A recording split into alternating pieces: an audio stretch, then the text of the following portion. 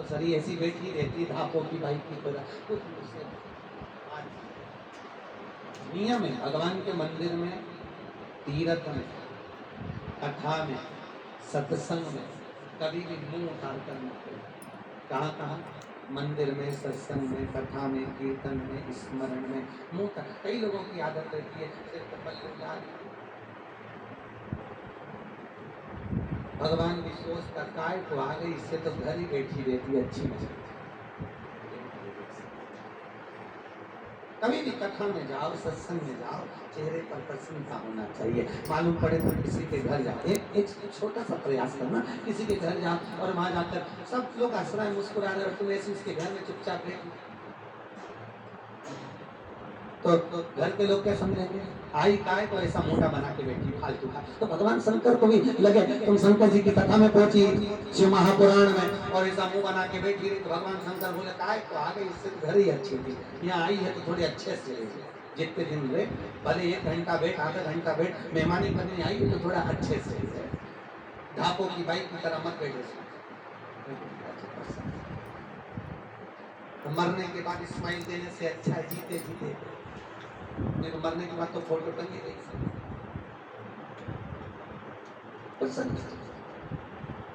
कई लोगों की आदत है कि रो रो के जीवन निकाल दे, भगवान हम तो बड़े दुखी, भगवान हम तो बड़े दुखी है। भगवान भी सोचता है ऐसी रोती रहे, क्योंकि सुबह से रोए तो शाम तक ऐसी रोती रहे। क्या कभी मुस्कुरा कर बोली नहीं तू आज तक कि भगवान जी दिया आपने दुख अपनी जगह पर है, जो करा वो अपनी जगह पर है। फिर भगवान दुख भी आए तो आप संभालना और सुख भी आए तो आप संभालना। प्रसन्न लगोगे तो दिन भर में सरस्वती एक बार मुंह से जरूर निकलती है, भगवान हमेशा प्रसन्न ही रखिएगा। और अगर ऐसा मुंडा उतार के बैठे रहेगी, भगवान भी कह देगा ऐसी से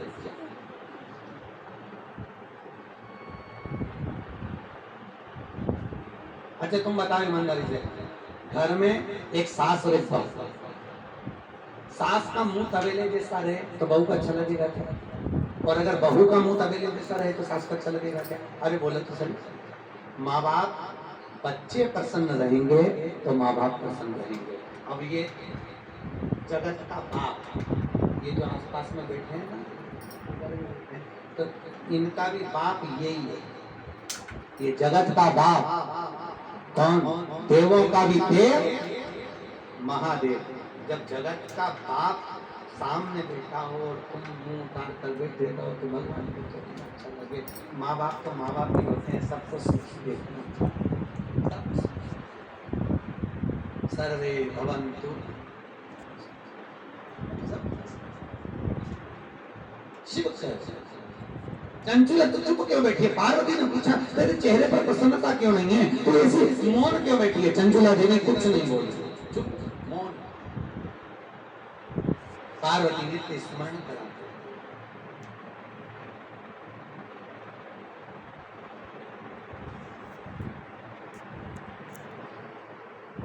पार्वती दिन रात भगवान शंकर की आराधना में लीन रहती। चंचुला देवी गई देवर्षि नारद के पास में, नारद जी हमको कथा सुनना है, आप सुना दीजिए। नारद जी बोले मैं कथा कैसे सुना सकता हूँ, क्योंकि मेरे को तो श्राप लगा। देवर्षि नारद को तो श्राप था कि तू एक जगह नहीं बैठ सकता।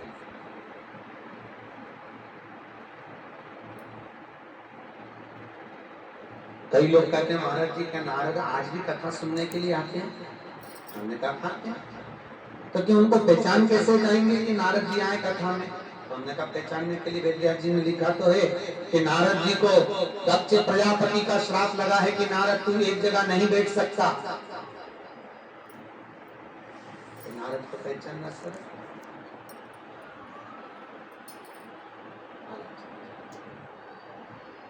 नारद जी को तुम बैठ नहीं सकते एक जगह, और श्राप दिया है महाराज। इसलिए देवर्षि नारद कह रहे हैं कि मैं कथा का रसपान नहीं करूंगा, क्योंकि मुझे श्राप लगा हुआ है, मैं कथा कैसे। हाँ एक काम हो सकता है, क्या? मेरा मित्र है, तुम रूखा, क्या नाम है उसका, तुम्बरूका, वो कथा कह देगा। भगवान शंकर की शिव महापुराण की कथा तुम्बरूका जी ने बातचीत की। शंकर जी के मंदिर में साउथ में आप किसी भी शिव मंदिर में जाएंगे या मुंबई में भी साउथ का कोई मंदिर बना हो तो उस मंदिर के दरवाजे पर दो की मूर्ति अवश्य देखिए, एक देवर्षि नारद की, एक तुम्बरूका जी। देवर्षि नारद की मूर्ति में वीणा हाथ में रहती है, मनुष्य का स्वरूप रहता है, करताल रहती है। तुम्बरूका जी की मूर्ति गले तक मनुष्य जैसी रहती है, उसके बाद घोड़े का मुंह लगा रहता है, वीणा टंगी रहती है, करताल हाथ में रहती है। आपने कई बार देखा होगा और आपके मन में आया होगा ये कौन की मूर्ति है, तो इस मूर्त का स्मरण करेंगे कि तुम्बरूका जी की मूर्ति है जिसने शिव महापुराण की कथा का वाचन किया। और बड़े शिव कथा के परम रसिक है तुम्बरूका जी, ध्यान दीजिए। इसलिए आज भी नियम है, जो नारी का गर्भ नहीं ठहरता, जिस नारी के 15-15, 20-20 साल तक औलाद नहीं होती, सफेद आंकड़े की जड़, आंकड़े का जो वृक्ष होता है उसकी सफेद आंकड़े की जड़, तुम्बरूका जी का नाम लेकर किसी भी द्वादशी तिथि को नारी के कमर पर रजस्वला धर्म के ठीक 7वें दिन बांध दी जाए तो नारी का 3 महीने के अंदर गर्भ ठहर जाता है। उसको 20 साल तक भी औलाद नहीं हो, उसका भी गर्भ ठहर जाता है। तुम्बरूका जी का नाम लेकर बांध। आज भी नियम है, अगर डॉक्टर बोल रहे हैं कि ऑपरेशन से बच्चा होगा, 7 गुड़ की डली लीजिए छोटी छोटी सी और हाथ में रख लो, शंकर भगवान के ऊपर से 21 बार घुमाइए, तुम्बरूका जी का नाम लेकर, शिव जी को छुआ कर। जो नारी को हॉस्पिटल लेकर जा रहे हो जापे के लिए, डिलीवरी के लिए, अगर डॉक्टर ने बोला है ऑपरेशन से होगा, उस नारी को वो 7 डली थोड़ी थोड़ी कर कर खिला दीजिए। 7 डली गुड़ खाते से नारी का जो प्रसव होगा वो ऑपरेशन से नहीं होगा, नॉर्मल जन्म लेगा बच्चा, ऑपरेशन से नहीं। यही तुम्बरूका जी का प्रमाण है। जो बच्चा रात्रि में गंदगी कर देता हो, सुसु कर देता हो बिस्तर पर, तो तुम्बरूका जी महाराज का स्मरण कर कर शंकर जी के ऊपर 1 कटोरी जल, उसमें थोड़ा गंगा जल मिलाकर शंकर को समर्पित कर दीजिए, नीचे 1 कटोरी लगाइए, उस कटोरी में उस जल को झेल लीजिए, शंकर भगवान के ऊपर से बेलपत्र उठाइए। जो बच्चा गंदगी करता हो, सुसु कर देता हो रात्रि में बिस्तर पर, या डरता हो या पढ़ाई में चित्त नहीं लगता हो, उस बच्चे को बेलपत्र खिलाकर उस पानी को पिला दीजिए, बच्चा गंदगी करना बंद कर देगा। तुम्बरूका जी के नाम का इतना प्रमाण, तो तुम्बरूका सहज नहीं है, देवर्षि नारद। इसलिए आज भी दक्षिण साइड में जितने मंदिर बनेंगे भगवान शिव के, उनके दरवाजे पर एक देवर्षि नारद की मूर्ति होगी तो दूसरी तुम्बरूका जी की। बस तुम्बरूका जी की मूर्ति का ये अंतर है कि देवर्षि नारद का मुख मनुष्य जैसा है और तुम्बरूका जी का मुख घोड़े का लगा हुआ है, गले में वीणा पड़ी हुई है, करताल हाथ में, घोड़े का मुख है। और तुम्बरूका जी नित्य प्रति शंकर का स्मरण करते रहते, शिव का स्मरण करते रहते। चंचुला देवी ने विनती करी नारद जी से, नारद जी ने कहा अगर कोई शिव महापुराण की कथा सुना सकता है तो वो तुम्बरूका सुना सकता है। मैं कथा नहीं कह सकता क्योंकि मुझे श्राप लगा है, मैं एक जगह नहीं बैठ सकता, मेरे को श्राप ही कौन है, मैं बैठ नहीं पाऊंगा।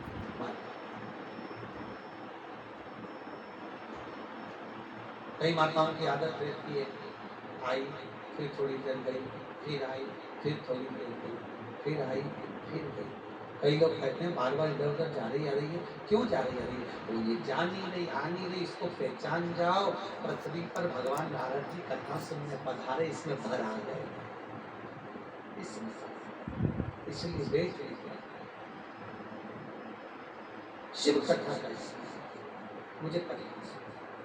चंचुला देवी ने जैसे तुम्बरूका जी से कहा, तुम्बरूका जी बोले कथा तो कह दूंगा, मना नहीं है, पर बात क्या महाराज, बात केवल इतनी सी है, कथा कहने में तकलीफ नहीं है, दिक्कत बस इतनी सी है कि मैं कथा आपको सुना तो दूंगा, पर कथा को एक जोड़ा पति और पत्नी साथ में बैठकर शिव महापुराण की पूजन करें, मेरा बस इतना सब। और आप बेधव्य हो, आप विधवा हो। आप कैसे पोथी का पूजन कर कर पोथी को उठा सकती हैं? तमरुका जी ने जैसे ही कहा, चंचुला देवी बोली, क्या कोई विधवा कोई बेधव्य शिव महापुराण को सुन नहीं सकती? क्या शिव पुराण की पूजन नहीं कर सकती क्या? भगवान तमरुका जी ने कहा नहीं, बेधव्य नारी भी अगर शिव पुराण को श्रवण करती है तो वो अपने पति के लोक को जाती है मार। और पति अगर प्रेत योनि में भटक भी रहा होगा तो परम धाम को जाता है। पर पोथी को उठाने के लिए कोई सौभाग्यवती नारी हो, साथ में पूजन का क्रम हो, इसीलिए क्योंकि ये शिव महापुराण अखंड सौभाग्य देने वाली है। अगर कोई नारी श्रवण करती है उसकी अखंडता प्राप्त होती है। विधवा नारी भी सुनती है तो वो पति के लोक को जाती है महाराज, उसकी भी अखंडता धारण होती है महाराज। ऐसी शिव महापुराण की कथा। चंचुला देवी आंखों में जल भरकर चली गई। पार्वती ने पूछा अब क्यों मौन हो गई, अब तो चुप होकर क्यों बैठी है, हुआ क्या तेरे को, क्या हो गया, क्या बात है? चंचुला देवी कहती है, तमरुका जी तो कह रहे हैं कि कथा सुनने के लिए, पूजन के लिए एक जोड़े की जरूरत है। यजमान किसको बनाया जाए? किसको यजमान बनाया? भगवान। पार्वती जी बोली तो यजमान ढूंढने जाने की जरूरत क्या? शंकर की कथा है, शंकर ही यजमान। शिव पुराण का यजमान भागवत जी का यजमान था राजा परीक्षित, एक राजा। राम कथा का यजमान था काशी नरेश। विष्णु पुराण के यजमान थे श्री भगवान नारायण। शिव महापुराण का यजमान कौन? स्वयं भगवान विष्णु। चंचुला देवी तुम चिंता मत करो, तुम भगवान शिव की आराधना करो। चंचुला देवी ने भगवान शंकर की आराधना करी, शिव के चरणों का स्मरण करा, बाबा भोलेनाथ जी से विनती करी, ओम नमः शिवाय, ओम नमः